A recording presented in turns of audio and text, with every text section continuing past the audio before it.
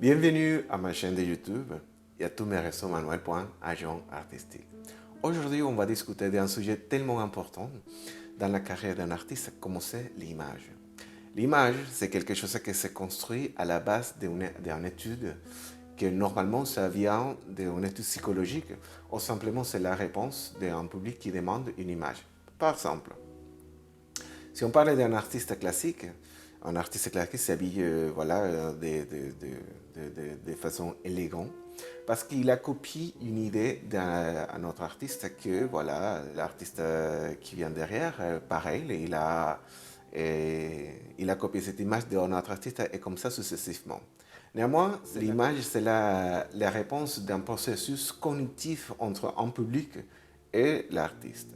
Donc, apprendre ce processus cognitif et savoir les éléments qui interviennent dans la projection de l'image de l'artiste, ça va vous donner un avantage énorme.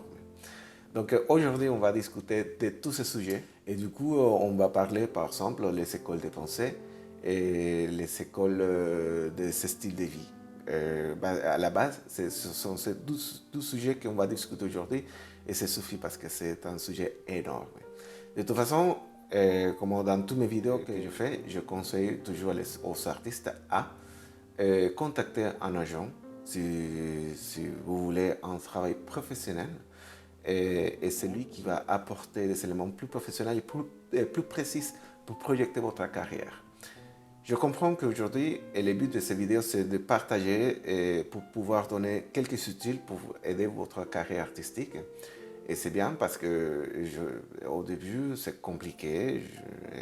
Et pour nous, les agents, ce n'est pas du tout rentable travailler avec un artiste parce qu'on gagne par commission. Donc, au début, la carrière d'un artiste, il ne gagne pas trop. Néanmoins, ces vidéos, c'est pour vous aider à avancer un petit peu, à projeter votre carrière en train de considérer les éléments que je vous donne et les outils que je vous donne aujourd'hui. Donc, on commence pour parler des écoles de pensée. On peut commencer pour parler du comportement du public. Le public, normalement, répond à un processus cognitif.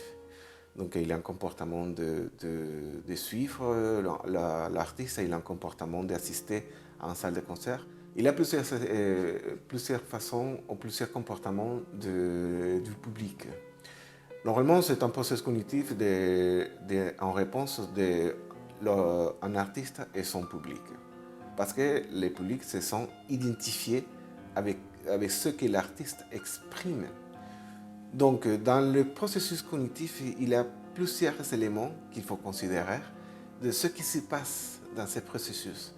Il y a les éléments, par exemple, les échanges culturels, les échanges sociaux et les échanges individuels. Son très concept est que ça peut donner des indices du comportement de ce public-là. C'est vrai que dans ce processus, il y a trois phases qui passent dans le cerveau de ce public-là. Le processus cognitif, la connaissance et le processus cognitif. Donc on va discuter un petit peu de ce sujet, mais moi je dis toujours, on parle superficiellement, je ne parle pas en profondeur de ce sujet parce que ce sont des processus psychologiques est tellement complexe. Donc, dans quelques minutes, on ne va pas toucher tous ces sujets-là, mais ça va vous donner quelques indices, ce que ça. Donc, pour pouvoir discuter après des autres éléments dans ce concept de l'image, comment on construit une image face à un public. Donc, voilà, cognitif, attentif, coactif. Dans tous ces trois processus, on regarde comment la personne reçoit toute l'information. Donc, dans la carrière d'un artiste, quand il projette son image et surtout quand il projette son art avec son image, il a plusieurs éléments à considérer là. Par exemple, on parle de sentir, analyser, souvenir et ressentir. 4 processus dans les cerveaux qui ça crée des émotions. Donc, tout ça passe dans quelques secondes. C'est pas du tout que les publics attendent, qu'ils pensent, non, non, c'est quelque chose qui passe en secondes. Mais avoir la compréhension de ces processus, c'est tellement important pour projeter la carrière. Peut-être un artiste dira, mais Manu, écoute, ça sert à quoi comprendre tous ces processus? Mais je projette une image, par exemple, un artiste classique, il projette son image, parce que certainement il a copié cette image de quelque autre artiste, et ce quelque autre artiste a copié l'image de ce quelqu'un d'autre. Donc c'est valable. Je ne dis pas que c'est mal, la plupart des cas c'est comme ça. Mais par contre, et pareil avec un autre artiste, par exemple, un chanteur de rock, un chanteur de rap, un chanteur de musique urbaine, whatever. Le processus c'est pareil dans tous les cas. Une copie d'un copie d'un copie. Et normalement, voilà, c'est ça qui ça marche, c'est ça que les publics demandent, et c'est ça voilà, voilà, j'arrive comme ça, et pourquoi connaître un peu plus, c'est pas nécessaire. Ça c'est vrai, c'est pas du tout faux copier cette idée, c'est normal, tout le monde le fait, c'est pareil dans tous les cas. Néanmoins, avoir la compréhension de ce sujet, de comment passe ces processus, ça peut vous donner quelques avantages parce que comme ça, vous pouvez ajouter des éléments ou rester des éléments pour ajouter la valeur à votre image. Donc c'est ça le but de cette vidéo-là, pouvoir faire comprendre ces éléments et pouvoir adapter tous ces sujets-là. Et que c'est tellement intéressant, c'est comprendre ce qui se passe dans le cerveau d'un public et comment le public réagit et comment l'artiste peut adapter cette image à ce public-là. Ah, j'ai oublié de m'excuser si mon français c'est un peu moche, je sais pas. Franchement, voilà, les français c'est toujours compliqué. Hein. Donc, c'est vrai que certaines fois, je dis quelques mots qui ne sont pas du tout français, mais je m'excuse vraiment si je me trompe, je ne sais pas. Bon. En gros, si vous comprenez bien ce que je dis, en gros, un petit peu, vous comprenez l'idée, déjà c'est pas mal. Donc, c'est simplement ce point-là, je fais un petit arrêt dans ce point-là parce que je comprends que, par exemple, il y a des gens qui me disent Manu, hey, ton français, oh, attention. Hein. Donc, oui, j'essaie de faire le mieux possible, mais voilà, et j'espère que vous allez comprendre quand même. Donc, on continue. Dans ce processus de compréhension de l'image ou la réception de l'image de l'artiste, il existe 12 écoles de pensée. À la base, ce sont des études que les spécialistes en marketing, les spécialistes en projection d'images, sont eux qui prennent les outils et les éléments pour pouvoir projeter une image de quelque chose, pour pouvoir projeter une image d'un artiste, d'un produit. Et du coup, je vais discuter un peu de ce sujet dans ces vidéos-là. Comment un artiste peut s'adapter à un marché, ok? Et la compréhension de ces synergies, de ce qui se passe derrière à la scène, c'est tellement important que l'artiste prend conscience de ce qui se passe. À la continuation de ces vidéos, vous allez voir. Donc, il y a 12 écoles de pensée dans la projection de l'image, qui sont le behavioriste et le phénoménologue. On va se concentrer au deuxième parce que c'est ça qui nous intéresse. Et je vais s'expliquer pourquoi. Normalement, le behavioriste se concentre ou focalise son étude dans les choses observables. Par exemple, si je parle d'une tasse, cette tasse-là, et voilà, le behavioriste regarde la tasse, il se concentre dans les choses, la fonctionnalité de la tasse. Et bon, une tasse qui peut, c'est résistant, le matériel lesquels étaient faits, la tasse, la couleur et tout ça. Et le phénoménologue, c'est l'effet que la tasse me donne. Donc, dans cet effet, c'est le phénoménologue au travail, il s'observe, il projette une image de ce que la tasse t'apporte comme tasse. Donc, ce sont deux concepts tellement différents et tellement intéressants.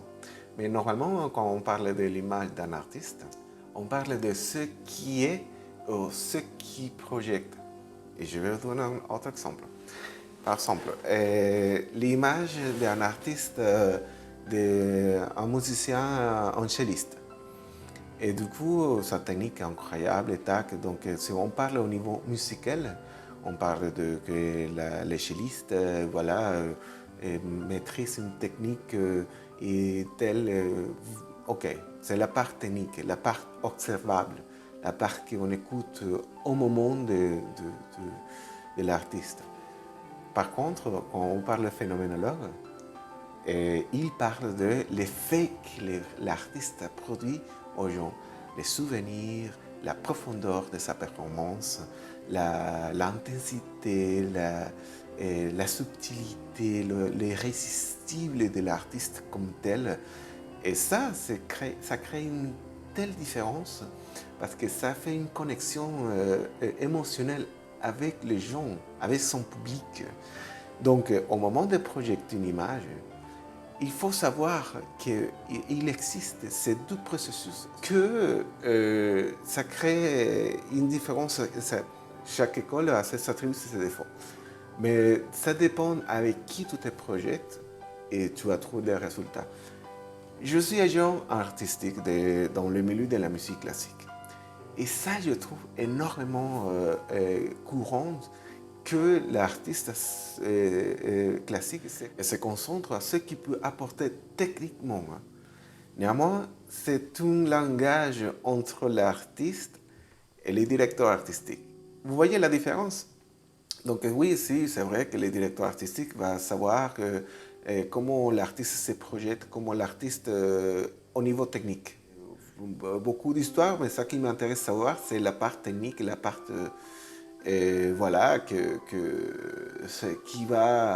qui va m'apporter l'information que j'ai besoin de savoir. Mais par contre, quand tu te projettes avec ces communications avec un public en général qui ne comprend rien du tout, la part technique, tu dis, oh oui, je ne comprends rien, non, je passe à autre chose. Parce que ça ne me dit rien. Donc, c'est une grosse différence quand on touche ce sujet et quand on projette l'image de l'artiste. Il faut avoir conscience de ça. Normalement, dans tout ce processus d'information, les publics répondent aux besoins, motivations et des émotions.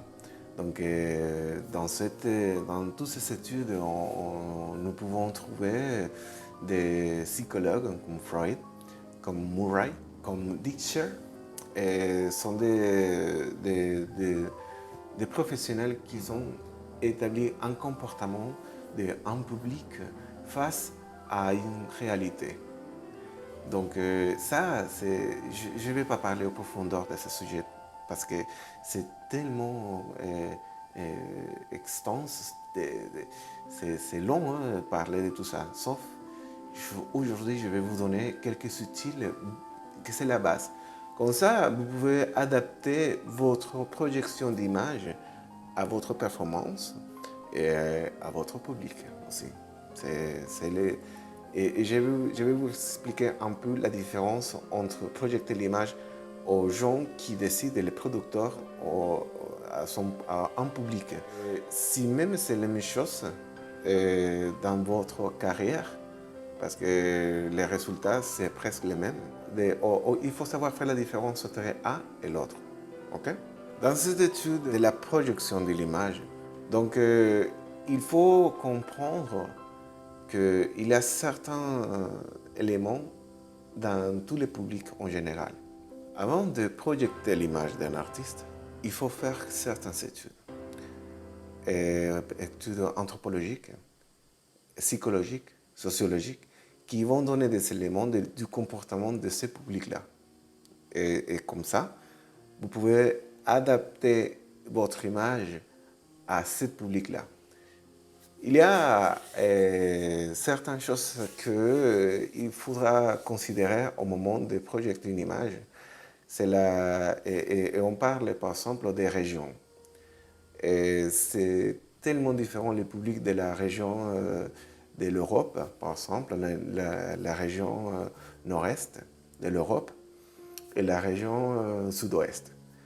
La région sud-ouest, on parlait de l'Espagne, voilà, Portugal, et toutes ces régions, la partie sud de la France, par exemple. Et quand on parle nord-ouest, on parle de l'Allemagne, on parle de la Suède, la Norvège. Et pour les artistes de musique classique, c'est tellement important.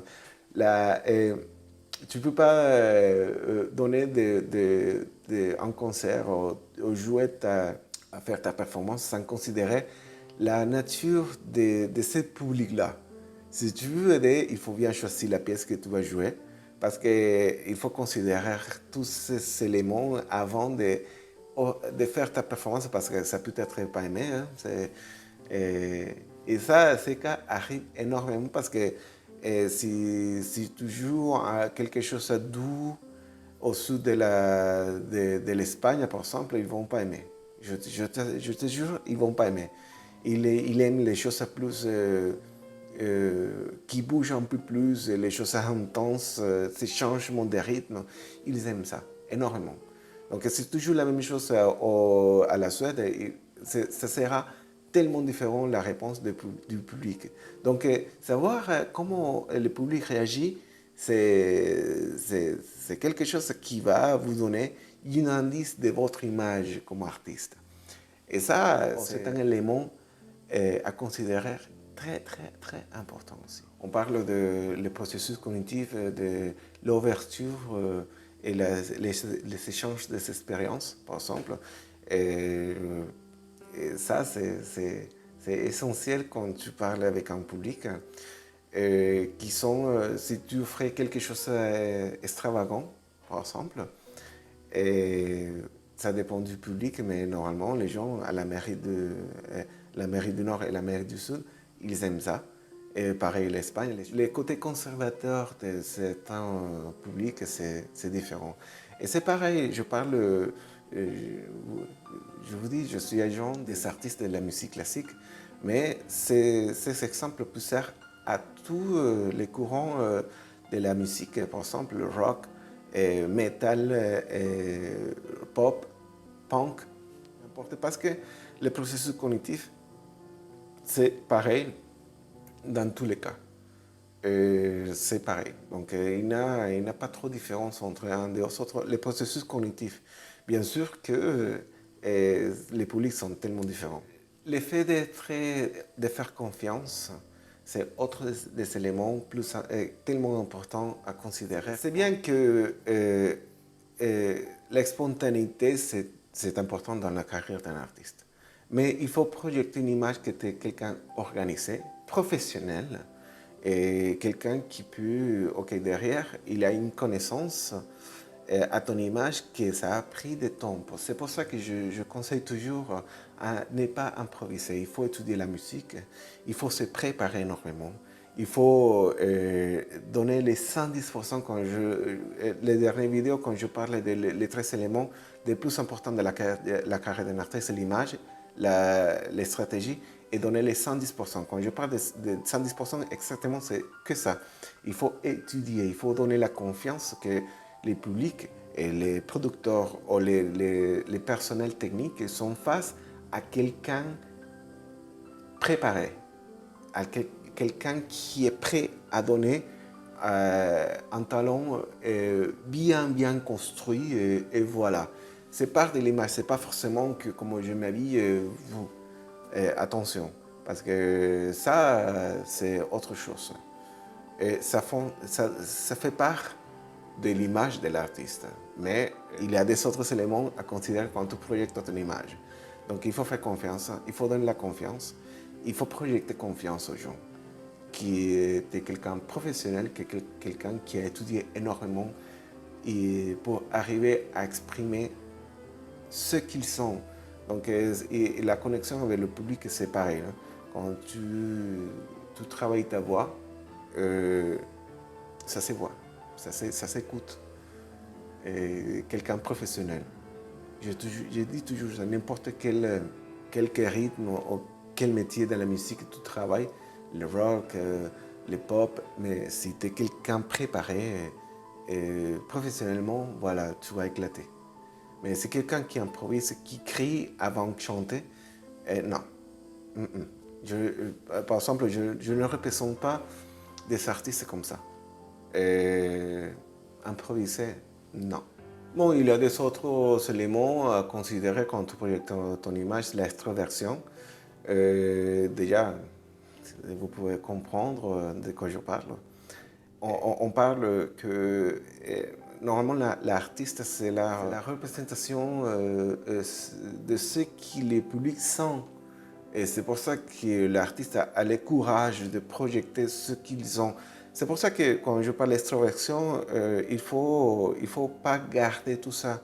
Parce que normalement, les artistes qui gardent, surtout les musiciens qui gardent toujours, ne font pas de connexion avec les gens. Et ça, c'est pénible. Parce que les gens ont besoin de savoir les sentiments de l'artiste.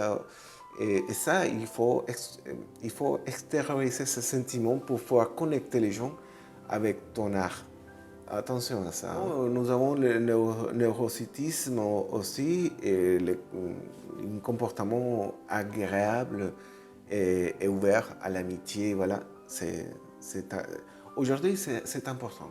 Parce que si tu es quelqu'un introverti, ça peut te tomber dans l'arrogance.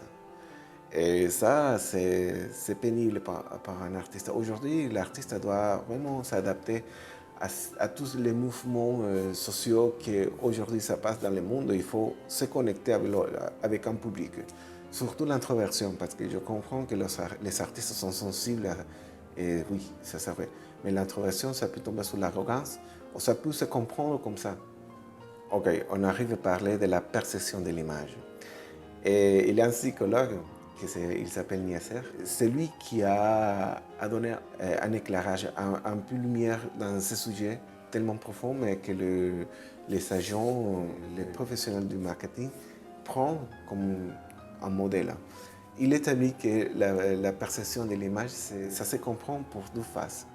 La sensation et l'interprétation. Dans la sensation, c'est un processus psychologique dans lequel notre organe sensoriel interprète et enregistre un stimulus externe. Et dans l'interprétation, c'est l'organisation des sensations permettant de lui donner une signification. Il y a un point intéressant dans la sensation parce que dans la sensation, il y a un point déterminant pour qu'il transmet un message de l'image. Le second point 25 que la personne ou le public perçoit cette image, c'est là qui va rester dans la tête des gens. C'est pour ça que quand je parle de projeter votre carrière ou votre image, je ne parle pas par exemple que vous serez habillé comme un artiste toujours. Parce que vous n'allez pas à Carrefour, à l'Intermarché à faire les courses. Et puis habillé comme si vous étiez en soirée ou comme si vous allez donner un concert. C'est pour ça que parfois, quand on voit les photos des paparazzi avec les artistes qui ne sont pas habituellement habillés ou maquillés, comme vraiment on les voit à la télé, c'est très choquant. Mais il faut bien projeter parce que c'est comme point 25 qui va rester dans la tête du public et c'est là qui est l'image qui va rester. Donc il faut faire gaffe à partager le matériel audiovisuel, surtout sur les réseaux sociaux, parce que c'est là que probablement ça crée un effet plus intense, même si les réseaux sociaux servent à partager des choses personnelles. Il faut faire gaffe, même si non, je m'en fiche de ce qui, comme je suis, comme... Non. Et dans les processus cognitifs, il faut bien établir ces différences et bien travailler parce que ça peut chuter votre carrière ou ça peut projeter votre carrière, ça dépend. Donc il faut faire bien attention à ces sujets-là. Ok, on est tombé sur un des sujets, je pense, que sont des plus importants pour la compréhension de la diffusion des informations et la projection de l'image. On parle de les écoles de ce style de vie. On est tombé sur un des sujets les plus importants dans la projection de l'image d'un artiste, comme c'est les écoles de ce style de vie. Il existe 12 écoles de ce style de vie, qui sont l'école américaine et l'école française. Si on parle de l'école asiatique, c'est un peu différent. Cependant, ils ont copié l'école américaine parce que, et je vais vous expliquer dans la cours de cette vidéo pourquoi. Dans la carrière d'un artiste, il faut bien établir ces différences-là parce que dans le braiding, que nous, les agents, on travaille, dans la diffusion, on prend en compte ces deux côtés-là. Okay? Quand on parle de l'école américaine, bien sûr, on parle de Weber, Adler, Wells ou Mitchell. Pour parler un peu de la différence entre les deux, je vais commencer pour parler un peu de l'école française. Nous avons à Dubois, Catelat, par exemple, qui sont des sociologues et psychologues qui ont établi un modèle de commercialisation et de projection, okay? Qu'il se concentre beaucoup à l'individu, à la personne, à ce processus intérieur de l'humaine et pourtant ce côté plus personnel ou personnaliste de la projection de l'image d'un artiste. C'est pour ça que quand on parle des artistes français, plutôt les Européens du Nord, français, allemands, Suède, quand on parle de ces genres d'artistes, ce sont un peu différents des artistes américains parce que la projection c'est différent. Quand on parle des écoles américaines, on parle de Weber, Adler, Wells, par exemple, on parle de qu'ils travaillent beaucoup la projection de la masse. On parle de collectif. Et ça crée une grosse différence aujourd'hui, surtout au niveau des réseaux sociaux. Donc, je vous conseille de prendre en compte ces deux côtés, faire un mélange entre les deux, parce que si c'est bien, si vous allez produire un matériel audiovisuel, en train de toucher ce sujet-là personnaliste, ça va coûter cher. Et c'est bien que les côtés qualité, les côtés... mais il faut trouver dans le simplisme et dans la complexité un équilibre. Okay? Pour pouvoir projeter votre carrière le plus vite possible. Aujourd'hui, on sait que la concurrence, c'est énorme. Et voilà, quand on parle des Chinois, c'est parce qu'ils ont adopté cette école américaine parce qu'on parle de la masse, de la diffusion en masse des messages, des projections d'images.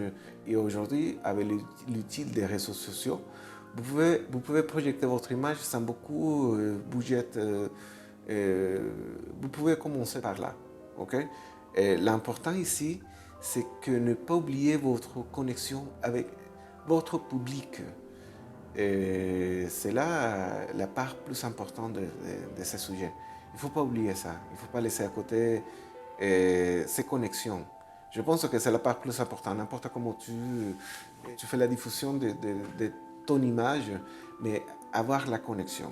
Bien sûr, avoir conscience de ces écoles de pensée, ça va vous aider à donner une projection très cohérente avec votre carrière artistique. Vous pensez que, par exemple, il y a beaucoup d'artistes, et je connais beaucoup de cas, par exemple, surtout les artistes classiques chinois. Ils ont commencé à projeter les images. Il y a une artiste et une pianiste, elle s'appelle Julia Wang. Et Julia Wang, c'est une des meilleures pianistes, à mon avis, dans le monde entier. Et avec une technique impeccable. Impeccable. Mais récemment, j'ai vu un interview que quelqu'un l'a fait, je pense que c'est la Deutsche Welle. Voilà, sa projection comme artiste, elle parle un peu, oui, voilà. Le point intéressant, le côté intéressant de sa projection comme image d'artiste, c'est qu'elle utilise des robes très très courtes, mini-jump, et des choses tellement sexy. Hein. D'ailleurs, elle est sexy déjà. Hein. Mais dans le milieu de la musique classique, c'est très très rare. Dans ces milieux de la musique classique, c'est tellement rare quelqu'un qui s'habille comme ça. Donc, il a franchi un peu les codes, un peu la barrière, et voilà, ça crée une image que ça attirait les gens. Il faut faire gaffe à ces techniques-là, parce que si bien ça projette un peu, il faut bien faire gaffe à la technique, à la connaissance comme artiste. C'est-à-dire, il faut être très, très professionnel. Parce que ça peut tomber, le risque, ça peut tomber, si tu n'es pas professionnel, ça peut tomber dans la vulgarité, dans des choses banales, des choses voilà, simples. Et ça, c'est mauvais. Donc, bien sûr, Ju Wong, elle a une technique impeccable du piano, impeccable. Mais elle utilise les jupes courtes, et du coup, la journaliste elle demande, elle pose la question, mais Madame Wong, jusqu'à quel point vous allez utiliser votre robe? Et je ne sais pas, c'est quelque chose à répondre. Bon, je ne sais pas, c'est quelque chose qu'on verra, mais j'essaie le plus court possible de connaître mes limites. Et voilà, c'est ça.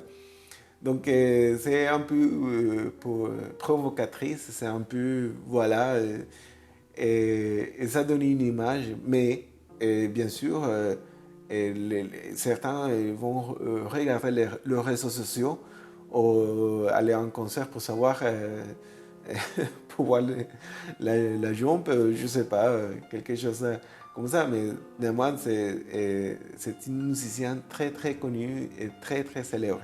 Nous avons des autres artistes comme par exemple pianistes. Nous avons Katia Bunatishvili avec ses mouvements de tête, quand elle touche elle joue les pianos, des autres cellistes qui se mettent dans l'état d'esprit très passionnant. C'est quand je parle de l'image, je parle de ça exactement.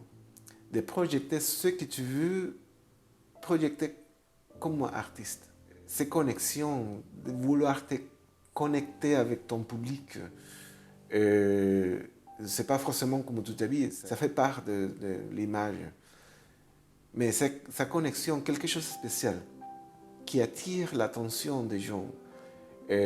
Comme projection d'un artiste, c'est tellement important, sinon tu vas passer comme quelqu'un d'autre. Bon, il a, dans ces milieux-là, quand on projette l'image d'un artiste, on utilise plusieurs modèles. On applique plusieurs modèles de projection d'image, comme par exemple les modèles Nicosia. Normalement, dans le monde de la publicité, c'est très très connu. Et voilà, j'essaie d'adapter mes connaissances dans ce milieu-là pour l'adapter dans le milieu de la musique, dans le milieu de l'art, de la projection d'un artiste. Okay? Pour ceux qui ne me connaissent pas, je suis commercial international et j'ai plein de connaissances dans ces milieux commerciaux, clairement commercial. On ne parlait pas d'artistique, clairement commercial. Donc quand on parle de modèle Nikos, c'est un modèle que les experts en marketing utilisent pour connecter les gens avec un souhait. Je vais vous donner un exemple. Les affiches de Calvin Klein. Quand on voit les modèles de Calvin Klein au Victoria's Secret, on voit des modèles, voilà, les six-pack, les modèles, tout ça, les boxeurs, voilà, des choses qui connectent, qui projettent une image de ce que les souhaits de ce qu'un homme souhaite être. Quand j'achète un boxeur Calvin Klein, je mets mon boxeur et j'imagine que je suis comme ces modèles que j'ai vus sur les fiches, non? Donc, et pareil, Victoria's Secret. Si on déplace ces concepts dans les milieux artistiques, on parle par exemple les chanteurs de rap. Quand ils s'habillent avec des bijoux, des choses chères, voilà, des chaînes en or, des diamants. Là, on parle d'argent, on parle de pouvoir, on parle de réussite, parce que quand on parle de la musique urbaine, des niveaux sociaux un peu bas, donc le pouvoir d'achat un peu bas. Donc ce qu'ils souhaitent, c'est avoir ça, avoir beaucoup d'argent, c'est le souhait des gens. Donc quand on parle de la projection, on parle de ça. Ça dépend du public à laquelle tu t'adresses. Comment tu vas projeter cette image? Et si tu mets, par exemple, le modèle, si tu établis le modèle Nicosia, il faut projeter sans dire rien du tout. Rien du tout. Simplement, c'est l'image qui va parler pour toi.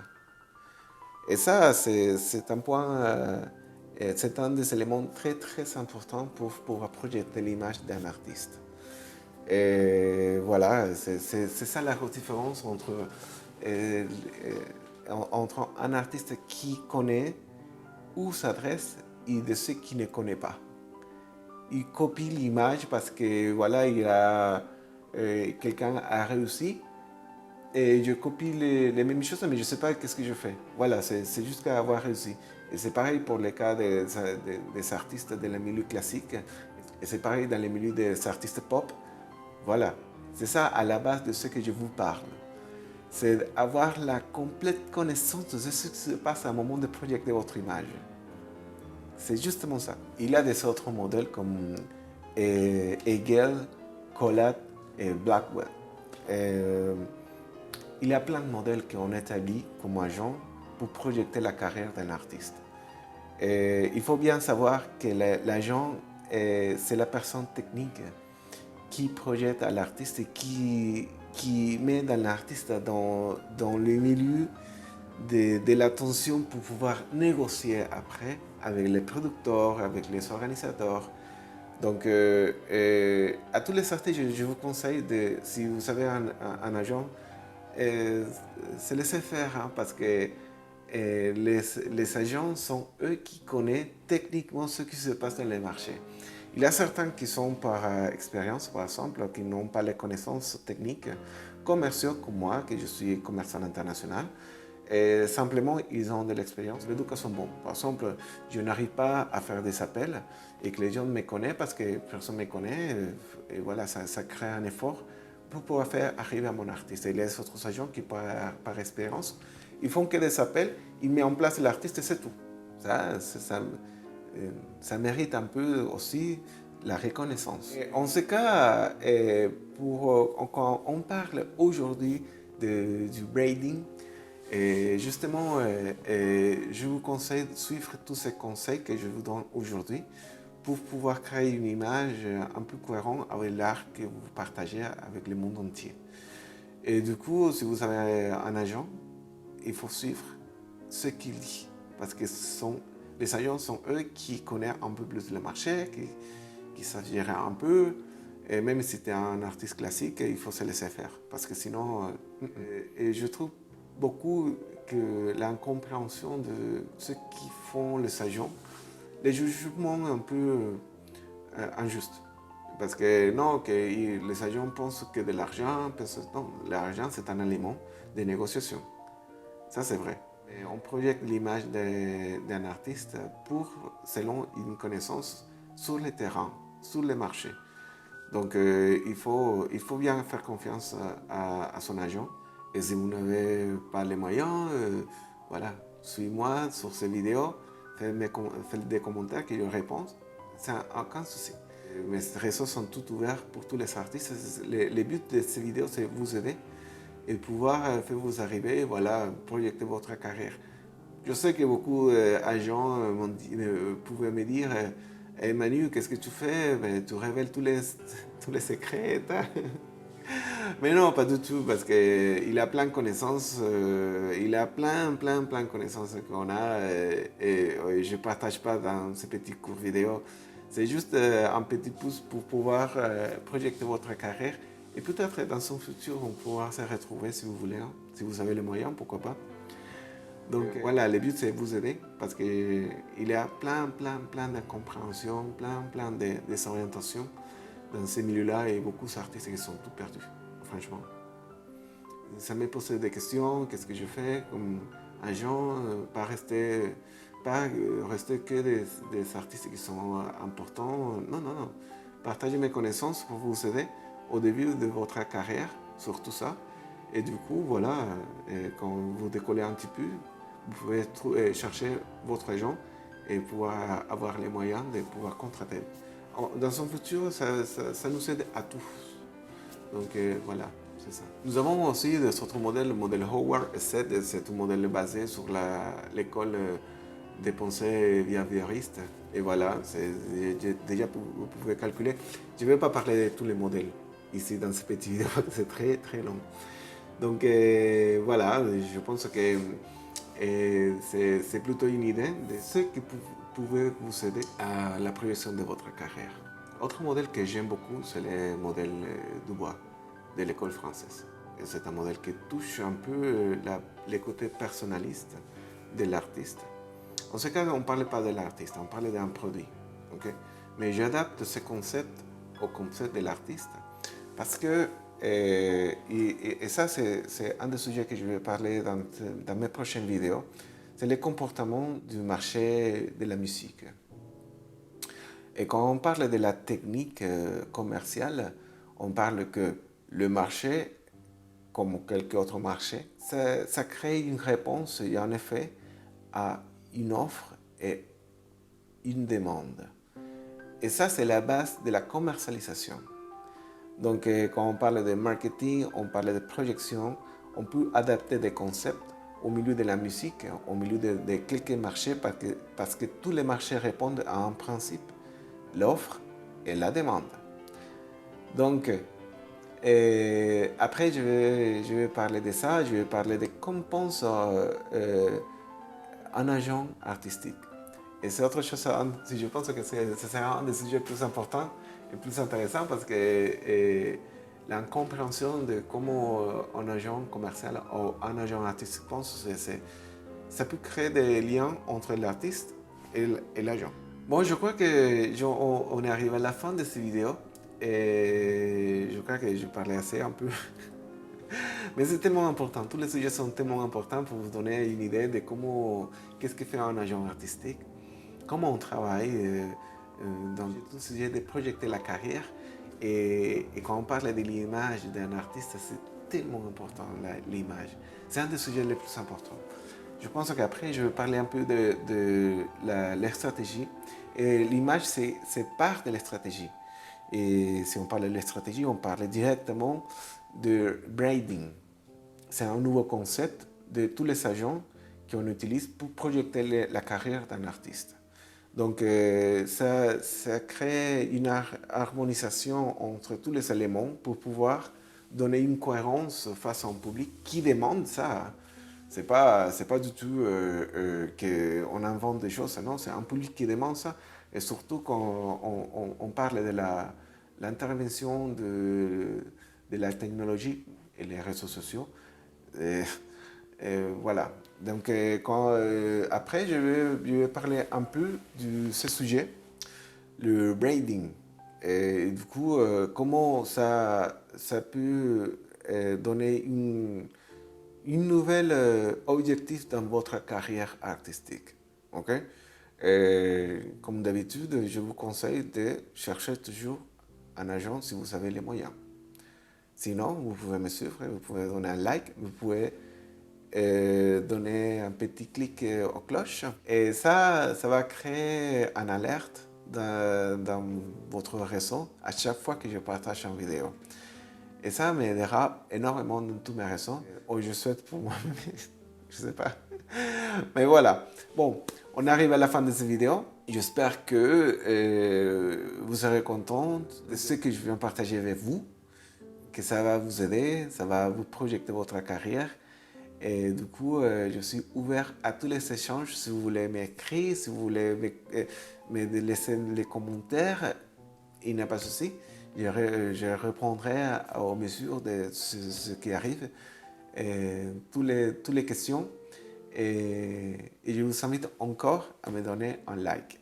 Donc, je vous souhaite très, très bon courage et je vous souhaite très, très bon réussite à tous les artistes qui expriment leur art et expriment leurs sentiments face à un public qui a besoin de se connecter avec vous. Je vous souhaite très, très, très bonne réussite. On se voit très, très bientôt. Au revoir.